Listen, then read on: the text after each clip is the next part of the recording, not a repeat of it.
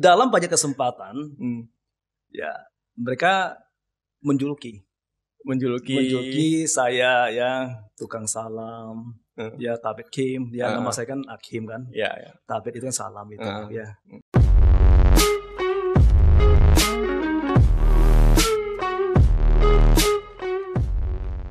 Ya, salam sehat buat kita semua.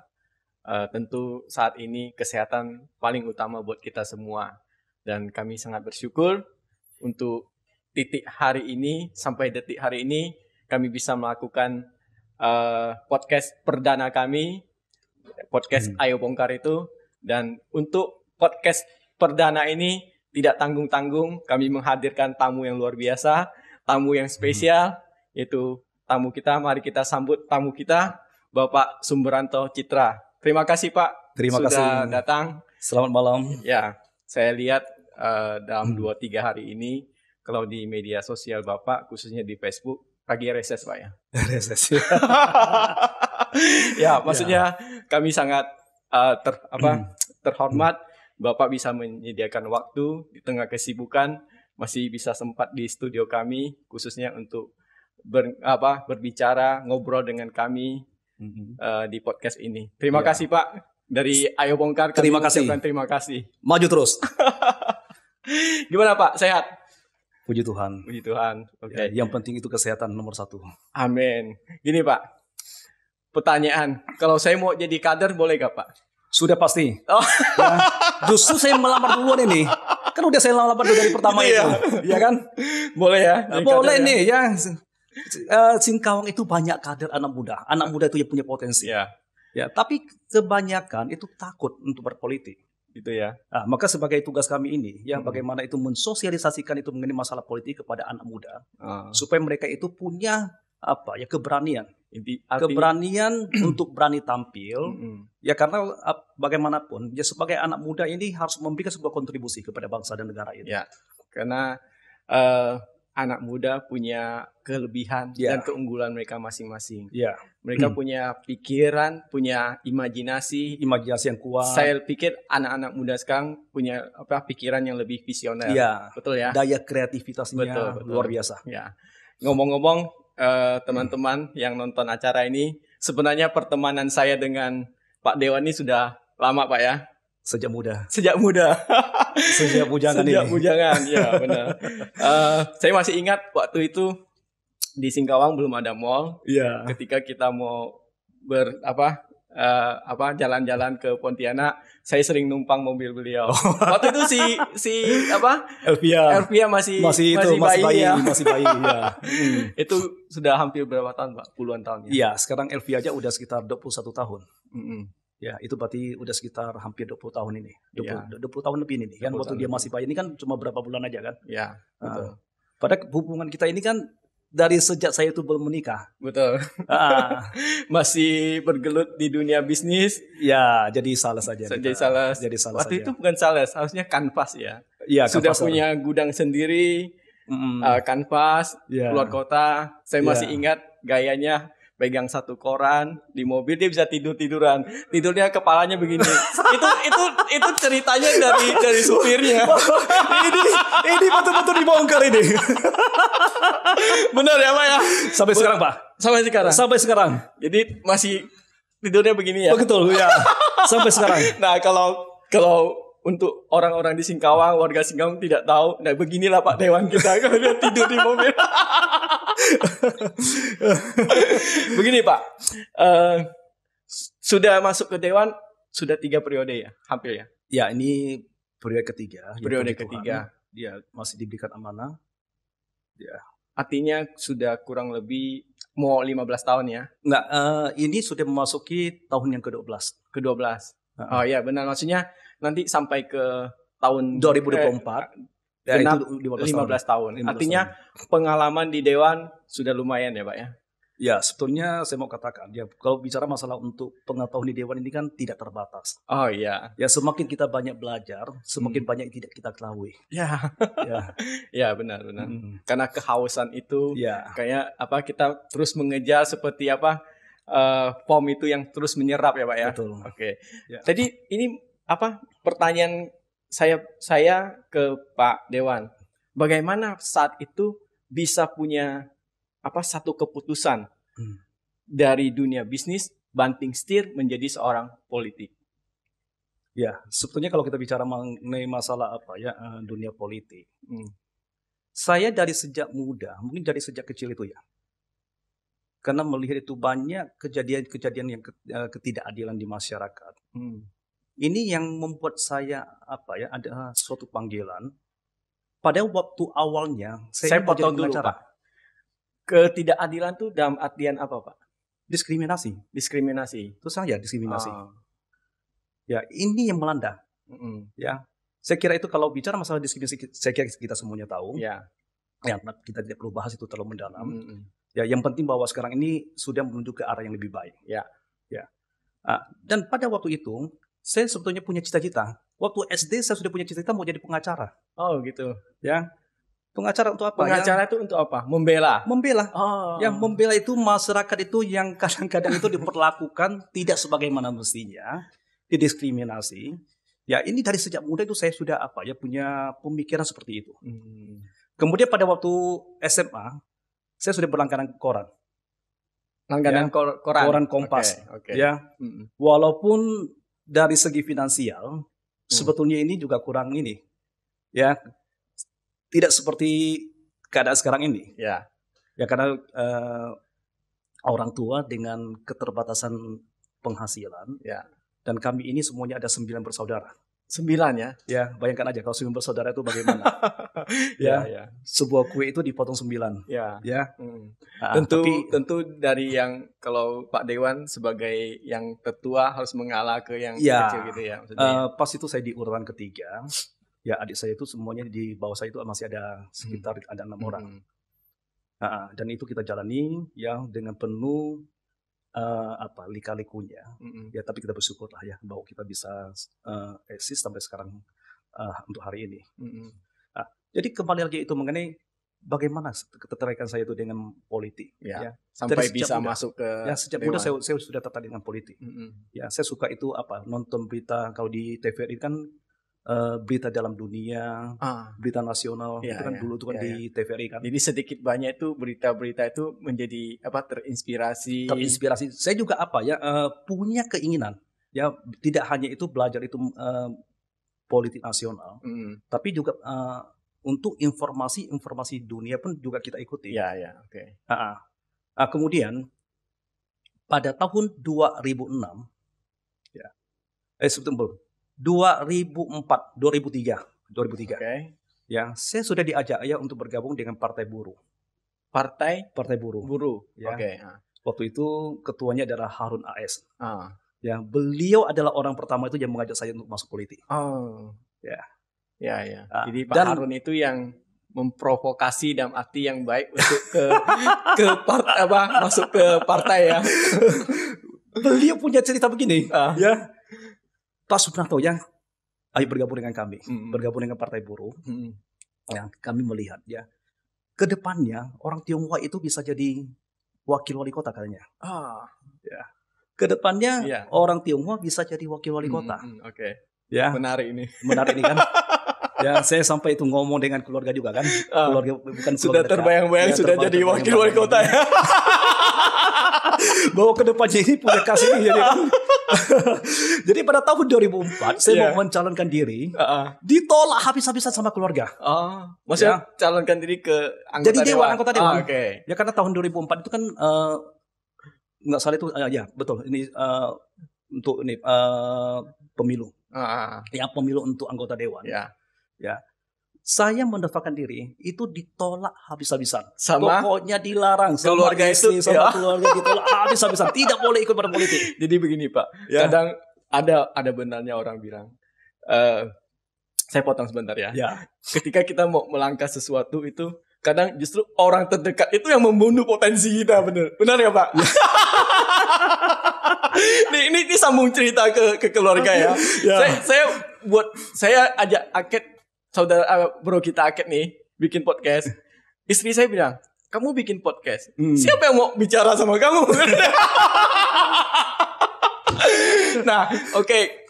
makanya saya bilang itu bisa jadi justru orang-orang terdekat kita yang bunuh potensi kita. Nah, tapi kalau kita bisa melewati itu, ya hasilnya hari ini kan. Ya termasuk juga podcast hari ini bisa dihadirkan seorang wakil ketua DPRD Kota Singkawang kan. Benar ya Pak ya. Nah, ada satu cerita juga. Sebelum podcast ini mulai, saya dengan Bro Akid kan mempersiapkan ini semua, ada sponsor.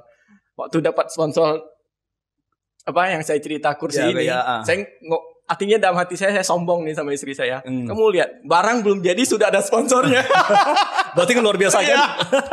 Oke, sambung ke Pak Dewan. Jadi ditolak habis-habis sama keluarga. Tapi tidak boleh saya cerita terlalu dalam. Artinya ditolak lah ya. Karena cukup ditolak aja gitu ya. Kalau cerita terlalu mendalam, wah ini luar biasa. Betul, tantangannya luar biasa. Ya. Kemudian dia pada tahun bisa pisah ranjang Pak ya. Itu jadi masalahnya. Ini bisa ditebak deh. Oke, lanjut Pak. Nggak usah tahu dalam Pak. Sampai istrinya di ngomong ini kan. Sampai istri saya itu ngajak saya cerai. Luar biasa ya. Ngajak saya cerai. Istri saya itu mengungsi. Pergi kemana tahu nggak? Ke Kucing sana. Ke rumah adiknya. Nah, ini kan kalau nggak dibongkar kita nggak tahu.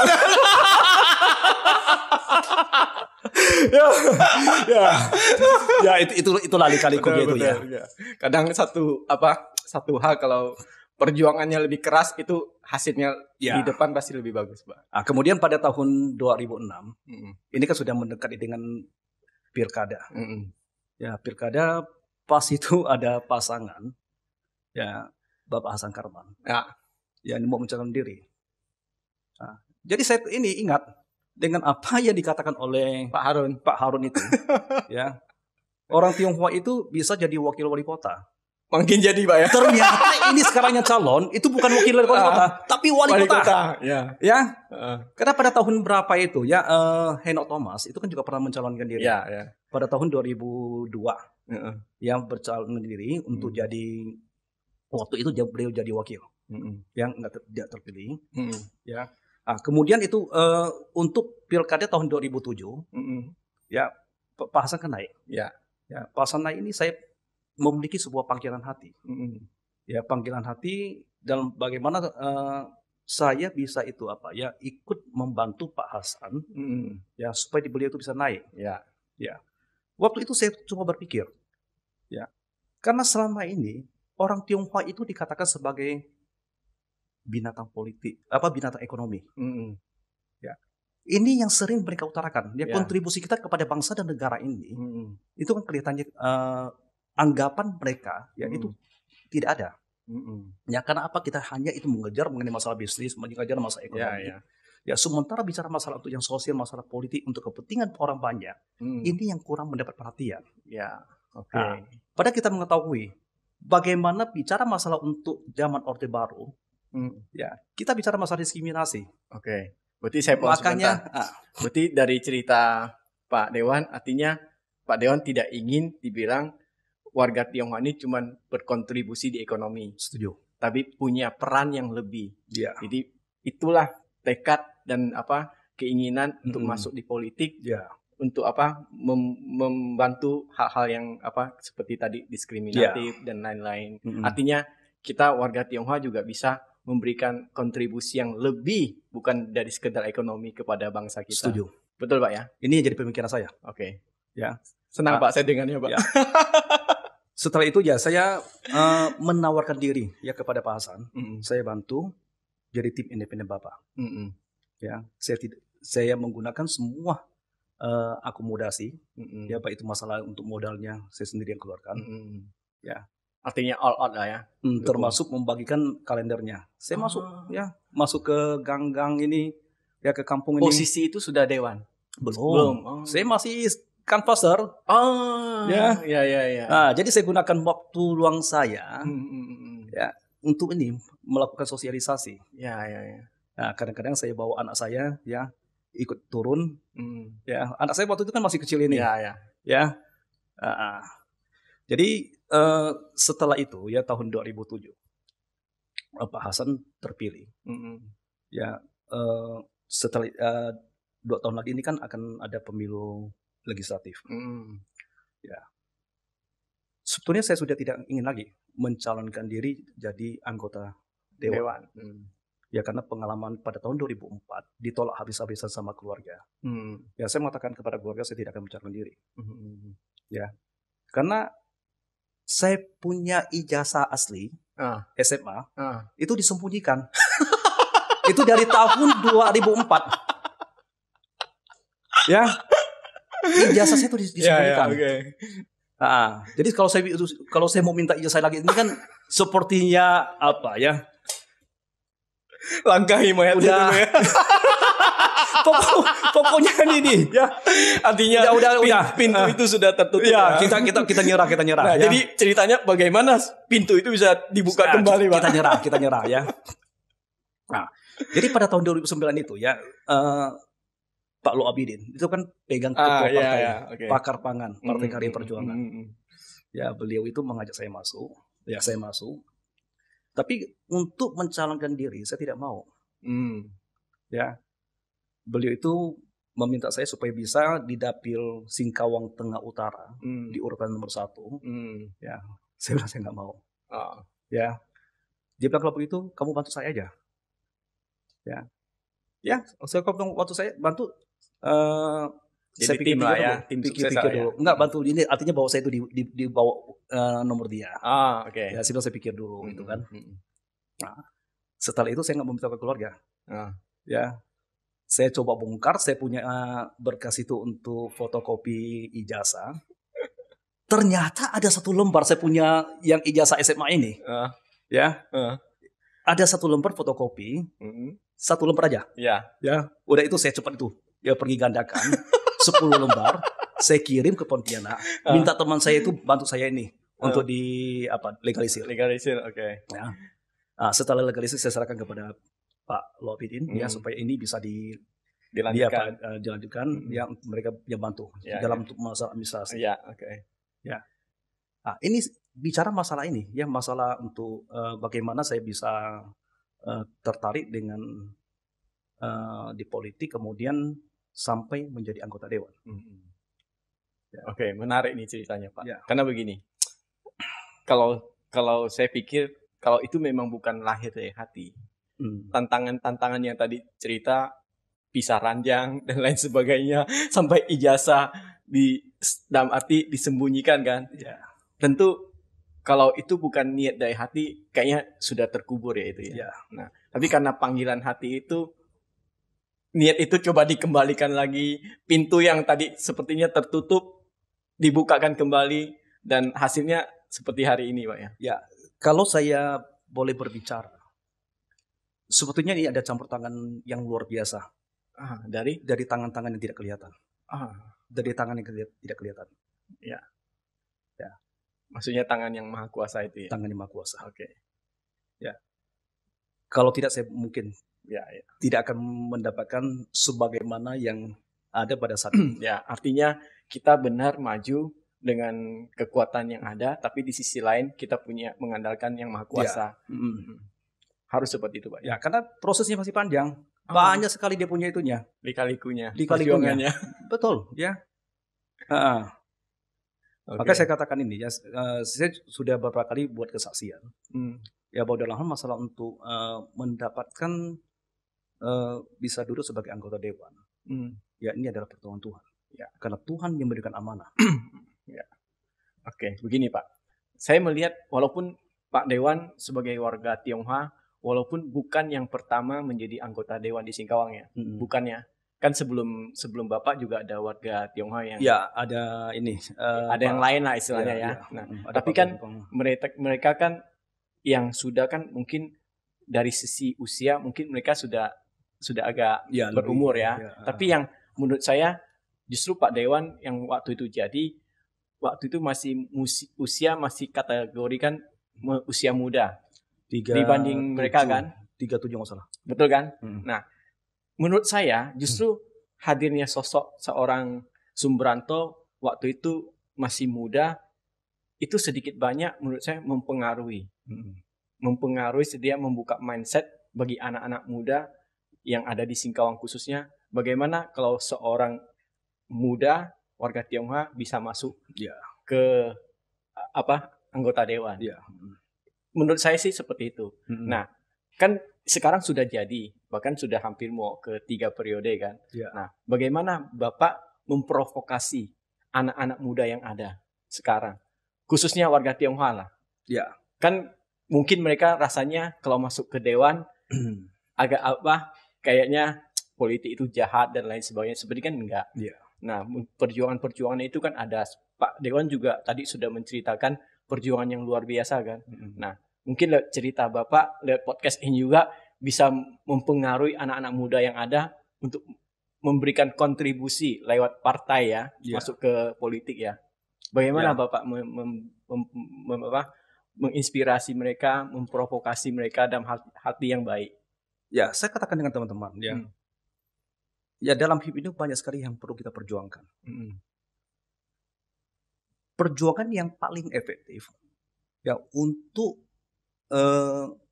masyarakat banyak, satu-satunya di politik. Kalau kita bergerak di di bidang sosial, tentu kita mengandalkan orang banyak. Artinya bahwa kita itu perlu banyak donatur ya untuk membantu kita. Kalau dengan keuangan kita sendiri kita tidak akan mampu.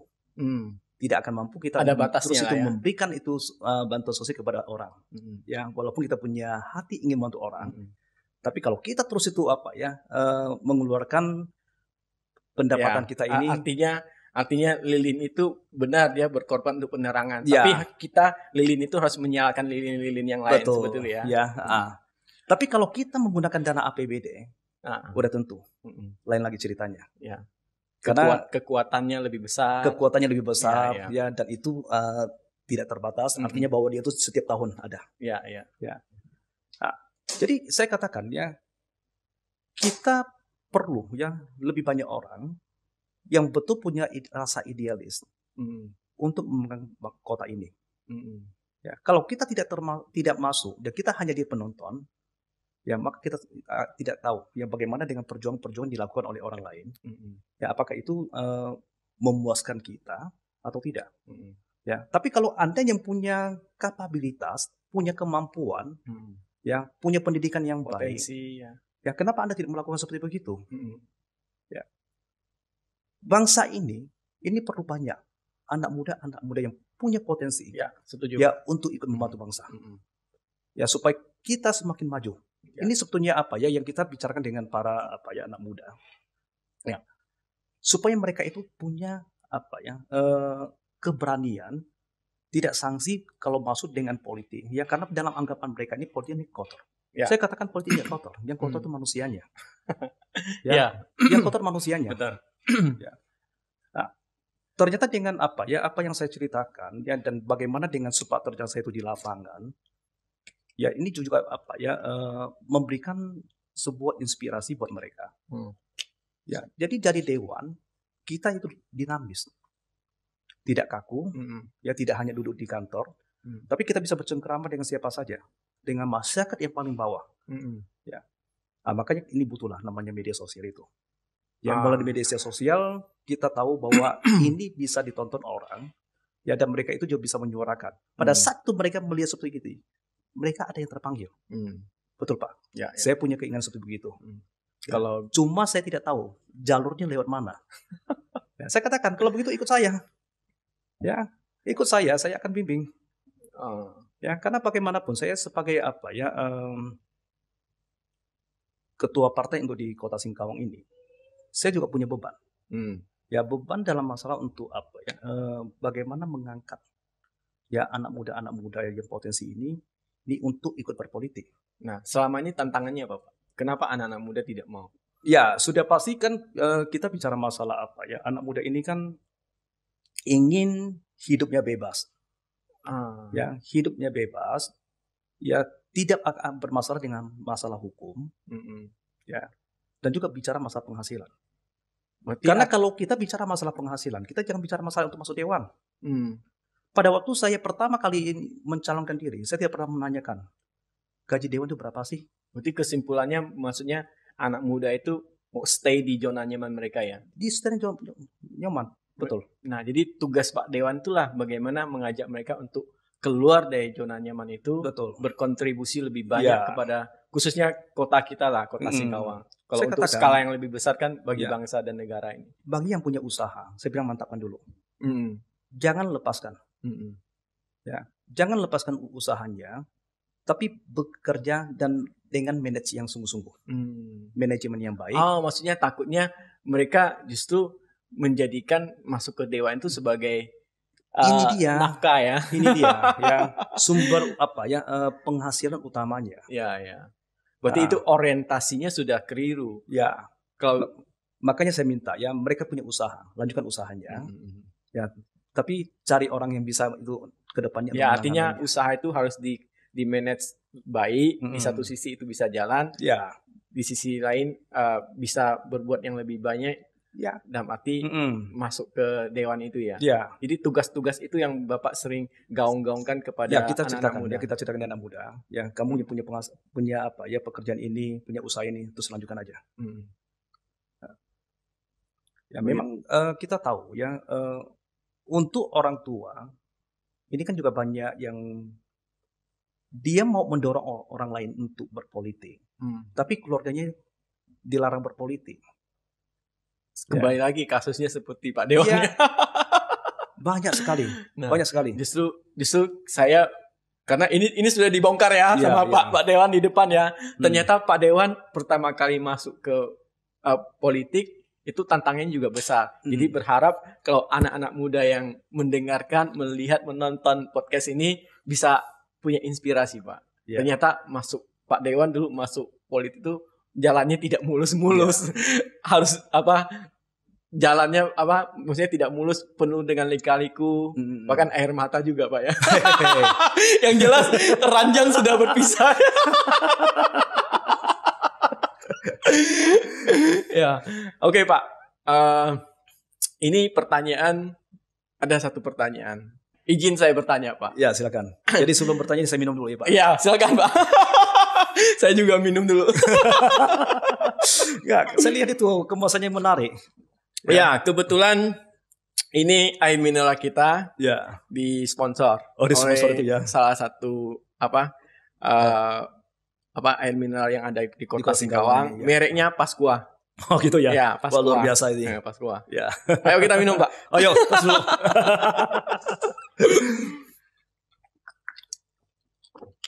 Oke, lanjut pertanyaan yang sudah lama kami simpan ini, Pak. Ya.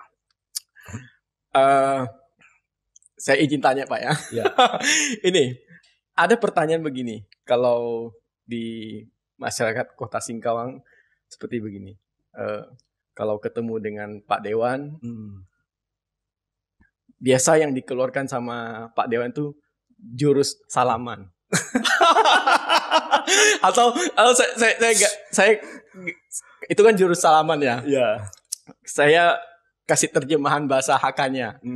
Tabet Kim. Bagaimana Pak Bapak menanggapi ini? Ya.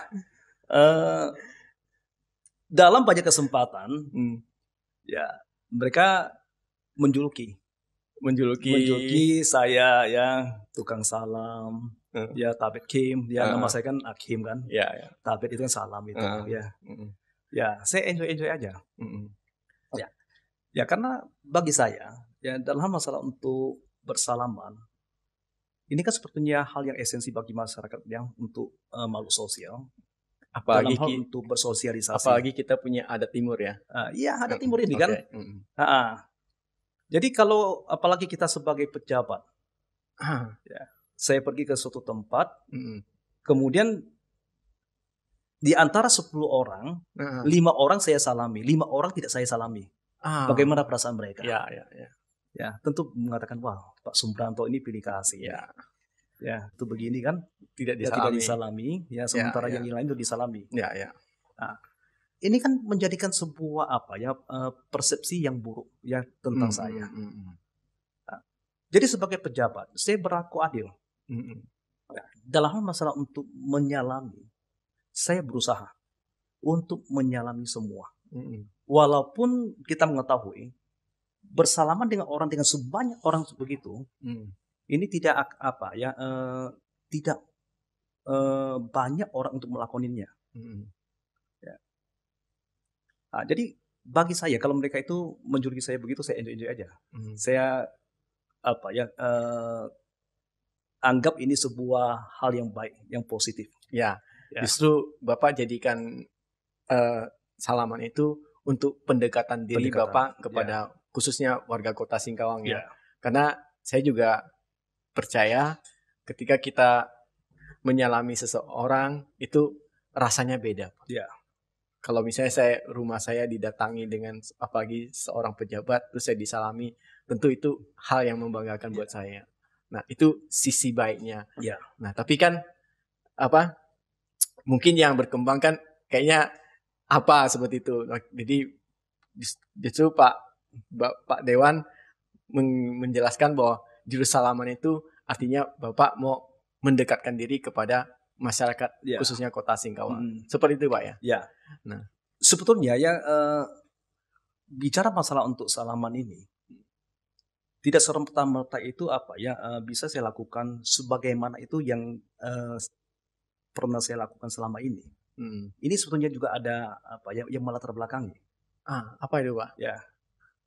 Jadi pernah ada seorang pejabat untuk di Kota Singkawang ini. Pada saat dia itu ke pejabat sebuah undangan, pejabat. Pejabat penting. Pada saat dia itu ke sebuah undangan, ada teman yang dulunya yang pernah jadi tim sukses dia. Saya nggak tahu, mungkin lupa sudah pasti lupa. Faktor manusia. Karena faktor manusia ini karena keramaian. Ini kan ada yang terlewat lah. Ada yang terlewat. Pada saat dia tidak disalami, dia marah sekali. Marahnya luar biasa. Sampai marah di depan saya. Kenapa dia tidak salam? Kenapa orang ini katanya sudah berubah. Sudah sombong. Iya benar. Dulu belum jadi salaman ya. Setelah jadi ternyata lupa salaman sama saya. Ini yang jadi pelajaran. Pelajaran buat saya, yang pelajaran yang berharga. Bahwa dalam masalah untuk menjadi seorang pejabat, artinya yang sudah dipilih dan dipercaya oleh masyarakat, saya harus berhati-hati dalam masalah untuk menempatkan diri dimanapun saya berada. Dalam hal masalah untuk menyalami, saya berusaha. Orang-orang yang ada di sekeliling saya itu saya salami. Bersalaman ini tidak hanya sekedar bersentuh tangan. Kalau selama ini, yang lebih selama ini orang itu bicara masalah salaman itu hanya sekedar bersentuhan tangan. Sebetulnya ini hal yang yang perlu kita perbaiki. Karena di situ bicara pemahaman bersalaman itu kalau cuma sekedar sentuh tangan itu bukan salaman Pak ya. Itu hanya itu nempel tangan. Itu namanya nempel tangan, bukan bersalaman. Jadi salaman yang menurut Pak Dewan tuh bagaimana? Bersalaman itu yang baik. Itu memegang lebih erat tangannya. Mata ketemu mata. Lebih terasa Pak ya. Mata ketemu mata. Itu baru timbul ada rasa. Rasa kebersamaan. Hubungan emosionalnya itu terbangun. Saya berusaha dalam hal masalah untuk bersalaman tidak hanya sekedar bersalaman. Jadi di saat salaman itu saya berusaha membangun hubungan dengan orang yang saya salami. Ini namanya filosofi bersalaman itu. Makanya saya berharap dalam masalah untuk bersalaman kita tidak sekedar itu hanya menempel tangan. Tapi bagaimana itu bersalaman yang baik. Dalam masalah untuk membangun emosionalnya, membangun rasa kebersamaan, membangun itu persahabatan kita itu. Amin. Terima kasih Pak untuk penjelasannya, untuk jurus salamannya. Begini Pak, tentu Bapak sekarang sudah di Dewan. Ke depan pasti ada goal yang mau Bapak capai. Kalau boleh tahu, goal apa yang Bapak ingin capai? Berat Pak ya pertanyaannya. Sudah pasti setiap orang itu pasti punya impian. Betul. Kalau bagi orang berpolitik, punya karir politik kalau tentunya. puisi bilang bermimpilah setinggi-tinggi langit ya. Kalau setinggi-tinggi kalau jatuh pun di antara bintang ya. Kata Soekarno memang begitu. Betul. Segala sesuatu kita bangun di atas mimpi. maka lebih banyak tidur. Supaya lebih banyak mimpinya. Jadi goalnya apa Pak? Impiannya apa? Pokoknya menjadi seorang dalam berkarya politik yang lebih baik. Siap. Ya. Artinya walaupun apapun impian itu, kalau ke depan sudah kita dapatkan dengan impian itu, jabatan itu, artinya kita harus mempunyai dampak buat masyarakat Kota Singkawang khususnya ya. Ya, kita dalam masalah untuk memegang amanah. Amanah ini bukan hanya sekedar itu sebuah jabatan yang melekat dengan kita, yang kita pegang erat-erat, tidak seperti begitu. Tapi amanah ini ada sebuah jabatan yang harus kita pertanggungjawabkan. Tidak hanya ini di dunia, tapi di akhirat juga begitu. Ya, karena amanah ini berasal dari Tuhan. Ya, kalau di dunia itu kan apalagi jabatan itu sudah disumpah Pak ya. Iya. Maka dari itu dalam hal masalah untuk sebuah jabatan itu memang harus punya dampak. Ya, dampak bagi masyarakat, bagi kesejahteraan masyarakat. Ya, terutama itu masyarakat itu yang kita ketahui itu dengan tingkat kemiskinan. Ya, yang rendah ini sehingga yang perlu kita perbaiki. Sehingga Pancasila sila kelima itu bisa terwujud. Ya, keadilan sosial bagi seluruh masyarakat. Amin. Begini Pak, harapan dan tugas apa yang Bapak belum Bapak atau lagi Bapak mau kerjakan untuk Kota Singkawang ini?